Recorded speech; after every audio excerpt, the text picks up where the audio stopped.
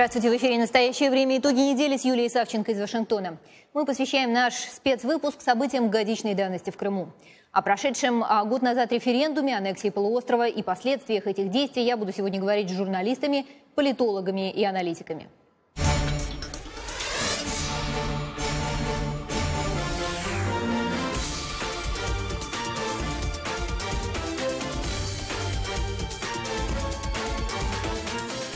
Год назад в Крыму был проведен референдум о присоединении полуострова к России. По данным, предоставленным Кремлем, за присоединение проголосовало 97% населения. Данные независимых опросов демонстрировали такое желание только у 41% жителей. Референдум о будущем статуса Крыма проходил в присутствии российских военных. Вашингтон охарактеризовал референдум как противоречащий Конституции Украины. Международное сообщество его результатов не признало и охарактеризовало процесс как нарушение международного законодательства. Год назад редактор Центра журналистских расследований Татьяна Курманова наблюдала за проведением референдума как журналист, однако сама не голосовала. Тогда она жила в Крыму, сегодня в Киеве, откуда сейчас и выходит к нам на связь по скайпу. Итак, Татьяна, здравствуйте. Добрый вечер. Татьяна, расскажите, пожалуйста, чем вам больше всего запомнилось тогда голосование год назад и почему вы в итоге решили переехать в Киев? С самого начала мы с коллегами с самого утра в день так называемого референдума работали на избирательных участках в Крыму. Я могу сказать, что явка, которая была заявлена крымским правительством, была относительно завышена. Это могу говорить я, как журналист, который работал в Крыму на протяжении последних 10 лет, и я наблюдала за выборами, которые происходили в Украине. Я могу говорить, что явка действительно была не так высока, как они говорили. Действительно, люди, которые шли на выборы, которые пришли на избирательные участки, они поддерживали Россию, но их было не так много. Лично я в этот день снимала очень много людей, которые участвовали в стихийном флешмобе. Люди, крымчане, поддерживали Украину не участием в так называемом референдуме. Эти люди готовили блюда из кухни России, Украины, и крымских татар. И в этот день очень много людей участвовало именно в этом так называемом недореферендуме, как все его называли. Поэтому мы занимались этим. И когда в конце дня были объявлены результаты выборов, тогда глава избирательных участков, глава комиссии по подготовке проведения общекрымского референдума, так называемого Малышев, заявляла явки в 79%. Участки закрылись в 8 вечера, уже в 8:30 было объявлено на площади явки в 80% и о том, что большая часть людей поддержала Крым, поддержала присоединение Крыма к России. Были удивлены даже те, кто Россию поддерживал, и те, кто находился в эти минуты. Татьяна, если можно коротко, вы сейчас живете в Киеве, больше не в Крыму. Что вас побудило сделать этот шаг? Непосредственно давление на наши средства массовой информации. У нас изъяли технику, мы остались без помещения. И плюс человеческий фактор – это общее настроение, общее негативное впечатление и негативное отношение людей, например, к крымским татарам. Мое личное отношение повлияло на то, что я переехала из Крыма в Киев. Теперь нахожусь здесь. Ну что ж, Татьяна, спасибо вам большое. Я напоминаю, что это была Татьяна Курманова из Центра журналистских расследований в Киеве. И наш крымский разговор мы продолжим меньше, чем через минуту с депутатом Российской Госдумы Ильей Пономаревым. Оставайтесь с нами.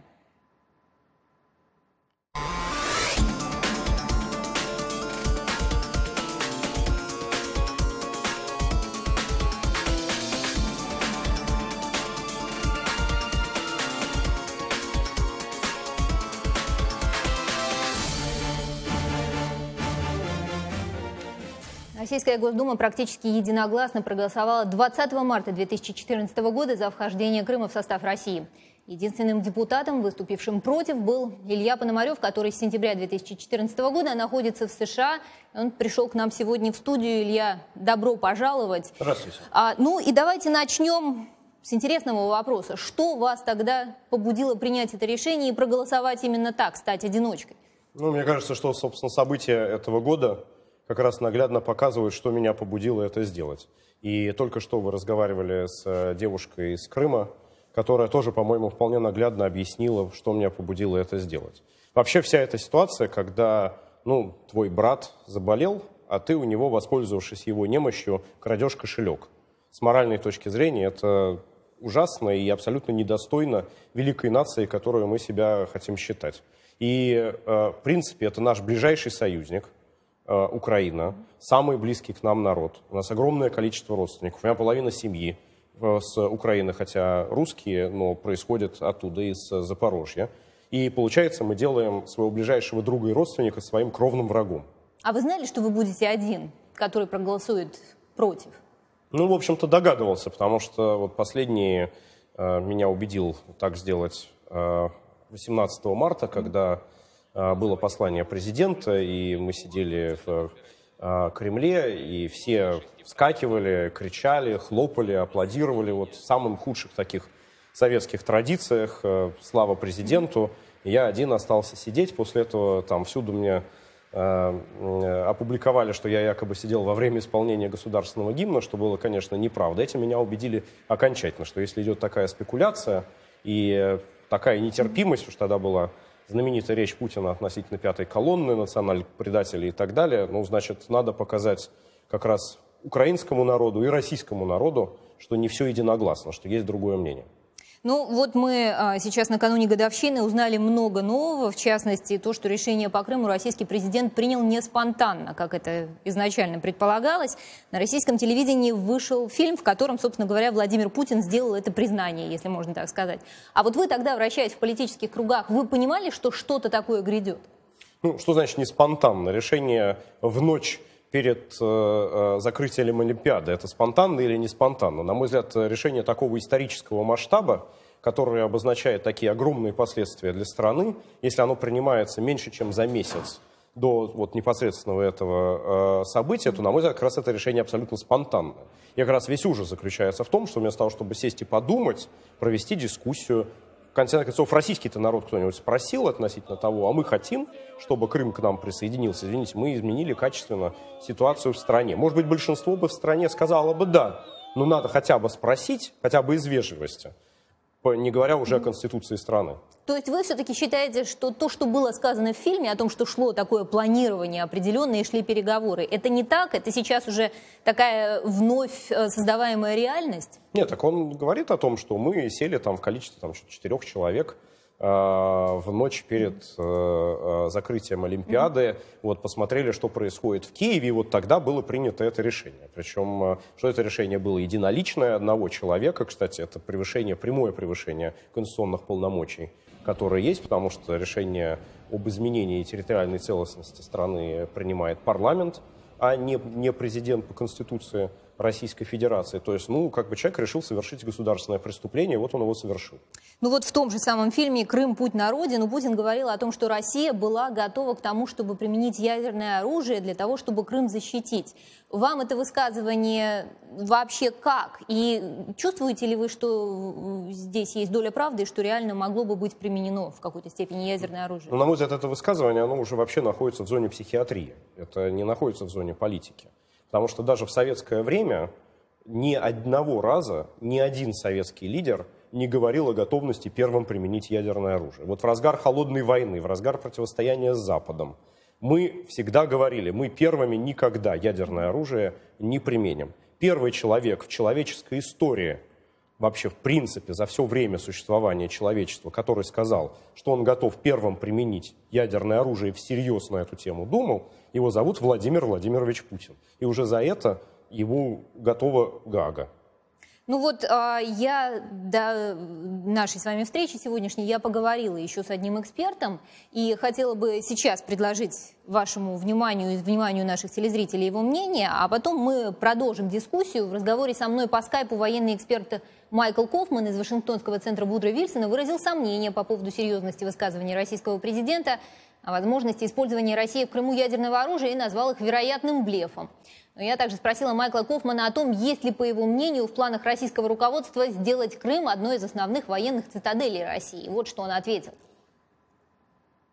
Вы понимаете, они уже перебросили главные боеспособности в Крым, из которого они используя ПВО, противовоздушное оборудование, противокорабельные ракеты, дальнобойные и так далее, уже с Крыма контролируют, то есть могут проявить свою силу по всему Черному морю. То есть главная стратегическая территория, которая была в Украине, это была Крым. И так как Россия захватила Крым, кстати, она считает, что она в своих правах, если она хочет, перебросить хоть какое-то ядерное вооружение в Крым тоже, если так понадобится, так как в Москве это уже числится как российская территория. Поэтому да, абсолютно, я думаю, даже не вопрос всего лишь в упражнениях, я думаю, что по степени мы будем увидеть большую военную инвестицию России в Крым и наращивание вооруженных сил России в Крыму в наступающие годы. Ну вот, Илья, если этот прогноз имеет право на существование, это означает, что планы у российского руководства на Крым долгосрочные. Означает ли это, что недовольство международного сообщества и тот факт, что признавать Крым никто не собирается, не имеют большого значения сейчас вот в таком глобальном международном контексте? Ну, на данный момент не то, что мнение международного сообщества для Путина не является чем-то важным и значимым. Мнение собственного российского народа для него не является чем-то важным и значимым. Его собственное мнение, его собственное политическое будущее, вот что для него является важным. Все военные рассуждения относительно значения Крыма, на мой взгляд, не имеют под собой никаких оснований. Во-первых, потому что и так действовало соглашение военное о военной базе, соответственно, в Севастополе. И так там была главная база Черноморского флота. И Путин, кстати, не раз подчеркивал, что даже со всем этим перебросом войск и полным военным контролем над Крымом в момент его аннексии он не нарушил это соглашение. То есть это означало, что у него и так был абсолютный карт-бланш относительно того, каким образом использовать вооруженные силы на территории Крыма. С точки зрения значимости Крыма как военной базы, то я хочу напомнить, просто любой человек, который знает географию, что Черное море – это море закрытое, из него единственный выход – это Босфор и Дарданеллы, вечная мечта всех российских империалистов всех времен и народов, которые контролируются Турцией. И существует серьезное ограничение на возможность для военных кораблей проходить через эти самые проливы. И Турция является членом НАТО, и таким образом большого военного значения, вообще говоря, Крым не имеет. То есть наши базы на Балтике имеют гораздо большее значение, чем его имеет Крым.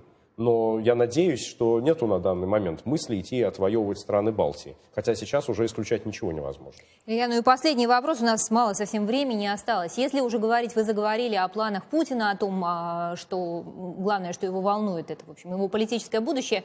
Но для него лично можно ли говорить, что Крым стал в сухом остатке приобретением или, перефразируя Хемингуэя, проблемой, которая всегда с тобой?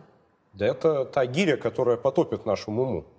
То, что тянет ко дну его, к сожалению, вместе с ним и всю страну. Вот он как-то в книжке написал такую фразу «На миру и смерть красна». Вот я боюсь, что это то, что он заготовил для российского народа. И наша задача всячески этому помешать. Спасибо большое. Илья Пономарев был у нас сегодня в студии. Через несколько секунд разговор с нашим специальным корреспондентом в Крыму.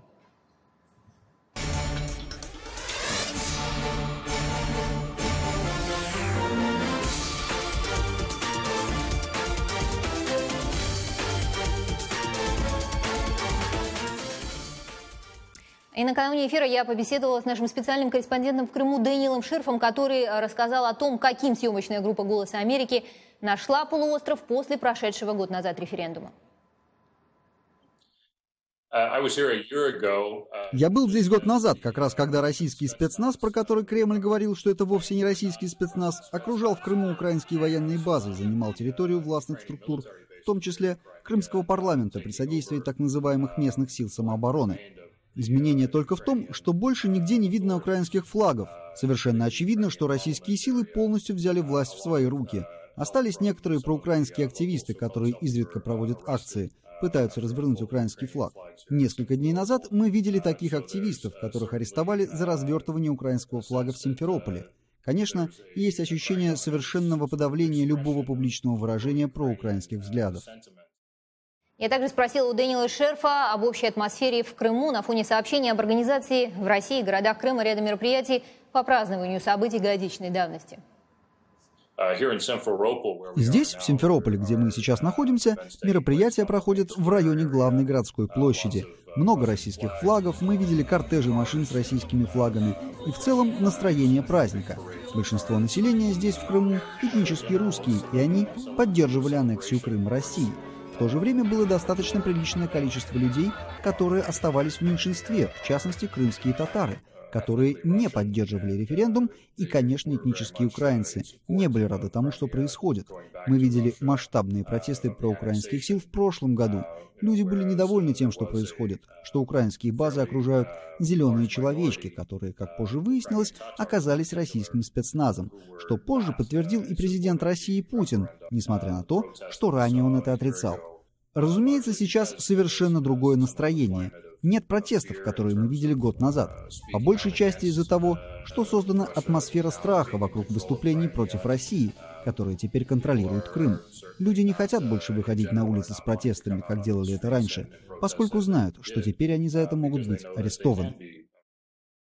Это был наш специальный корреспондент в Крыму Дэниел Шерф. Реакция на ситуацию в Крыму в социальных сетях после короткой паузы.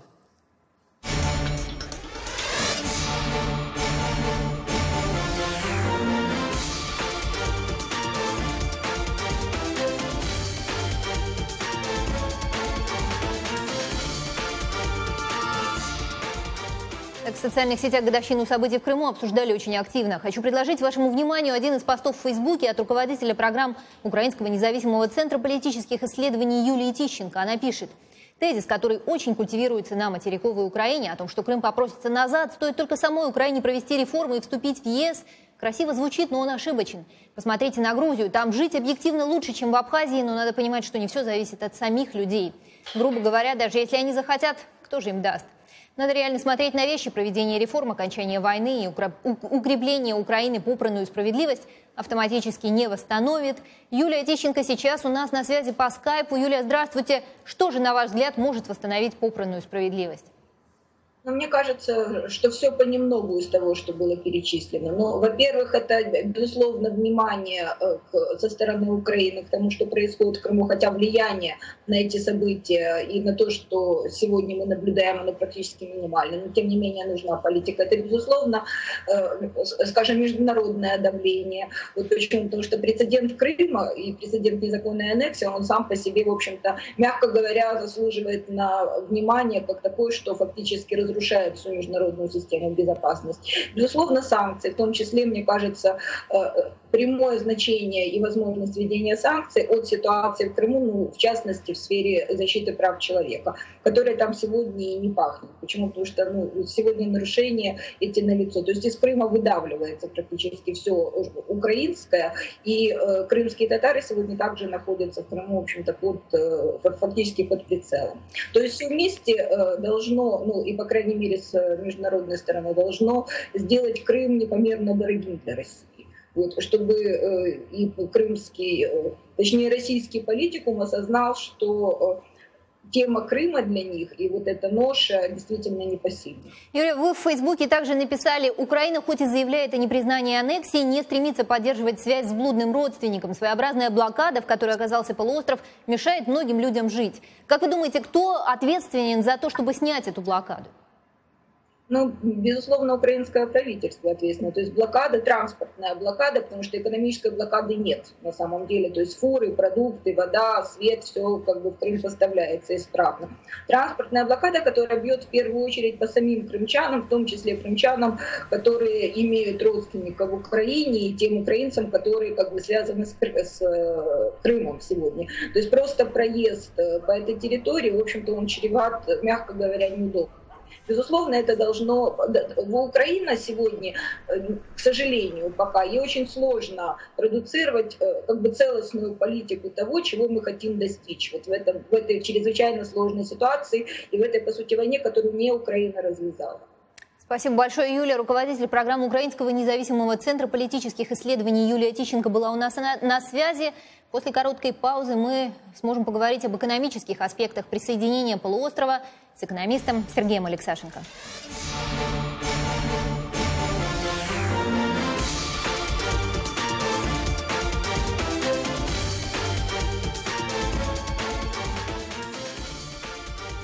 Так, продолжая дискуссию о положении дел в Крыму, нельзя не обратиться к вопросу экономики. Сразу после аннексии Крыма начали раздаваться голоса о том, что для российской экономики полуостров станет неподъемным бременем. Это было до того, как стало понятно, что России не избежать собственного экономического кризиса. Об экономических перспективах Крыма сегодня я хочу поговорить с известным экономистом, бывшим заместителем министра финансов России, бывшим первым заместителем председателя Центробанка России Сергеем Алексашенко. Сергей Владимирович, добро пожаловать. Всегда рады видеть вас в этой студии. Ну вот давайте сейчас, год спустя, мы говорим о годовщине событий в Крыму. Можно дать какие-то предварительные оценки того, стал ли Крым для России экономически выгодным или невыгодным приобретением или проектом, если можно так сказать? Ну, Юль, добрый день. Я думаю, что ни о какой выгоде, конечно, сейчас речи идти быть не может. Потому что Крым – это абсолютно дотационный регион. И на сегодня ни российская власть, ни российский бюджет, ни российское население до конца не понимают, во что это нам выльется.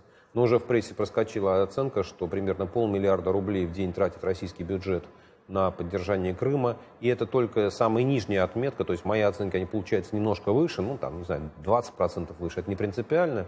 Но нужно понимать, что вот эти вот 500 миллиарда рублей, это практически в полном объеме только уйдет на повышение пенсий, повышение зарплат.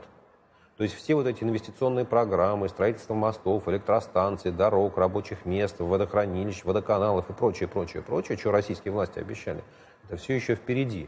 И уже понятно, что те обещания, которые раздавались год назад, что мы сделаем Крым процветающим местом, что это будет вообще рай на земле, им сбыться не суждено, потому что начался кризис в России, цены на нефть упали, и денег в российском бюджете не было. Собственно говоря, и раньше, когда вот эти программы верстались, денег в бюджете было не очень много, и деньги на Крым выделялись за счет того, что они отбирались у других регионов. Но наиболее известные примеры – это мост через Лену в Якутске, и это датирование авиаперевозок в Калининград. То есть эти две программы были, Ленский мост, Якутский мост вообще был отложен до Морковкиного заговения, а субсидирование перевозок в Калининград было резко сокращено.